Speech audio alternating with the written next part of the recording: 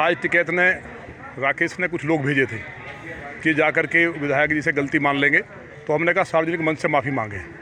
और आज फिर उसने एक नया झूठ बोला है कि हमने उसके यहाँ सामान पहुँचवाया, चीनी पहुँचाई। आपने देखा होगा, आपके चैनल पे भी चला है। तो ये दोनों चीज़ एक साथ कैसे हो सकती हैं? तो मुझे तो ये लगता है कि जिस तरह से उसको वो बयानबाजी कर रहे हैं, उनको कहीं डॉक्टर को एडमिट कराना चाहिए। मुझे भी पता चला था कि वो बीमार है, वो कुछ का कुछ बोले जा रहे हैं। तो इससे पूरे जो माहौल जो बिगड़ा है, गुर्जर जाट को अलग जाति नहीं है, उन्होंने जिस तरह का माहौल बिगाड़ने का काम किया दोनों समाज का, और भी किसानों में जिस तरह से आंदोलन को तोड़ने का काम किया है, बहुत दुर्भाग्यपूर्ण है।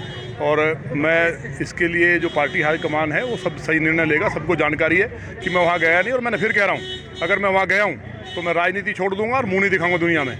लेकिन अगर टिकैत ने झूठ बोला है तो वो भी देश से माफ़ी मांगे। बड़े शर्म की बात है, कितने बड़े आंदोलन को चलाने वाले लोग किस दिशा में ले जाएंगे।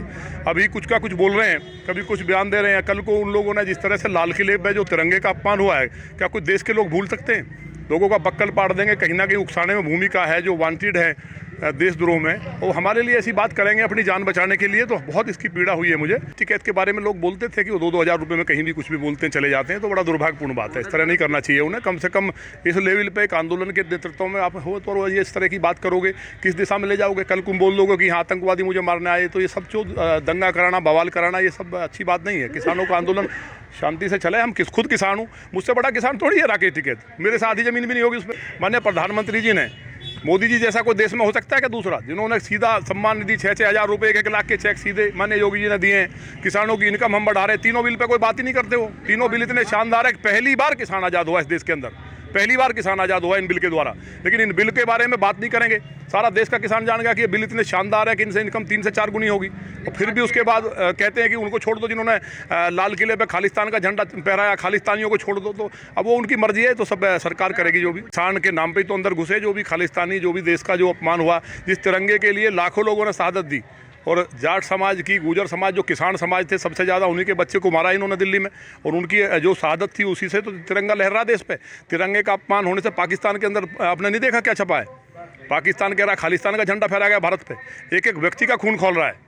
और किसानों के लिए इस तरह से गुमराह जो किया, मुझे इस बात की तकलीफ है। बाकी तो सरकार निर्णय करेगी। टिकैत को माफ़ी मांगनी चाहिए। देश के अंदर इस तरह थोड़ी करना चाहिए कि आपस में किसानों को बांटने का काम किया है। ये बहुत निंदनीय है। और इतिहास में इन लोगों का जिस इतिहास कहीं ना कहीं कलंकित करने का जो काम किया है, इतिहास सबक सिखा गए। ये बिल वो बिल हैं, हमारी बात याद रखना, कि ये बिल किसान की ज़िंदगी के अंदर किसान को स्वर्ग में ले जाने वाला बिल है।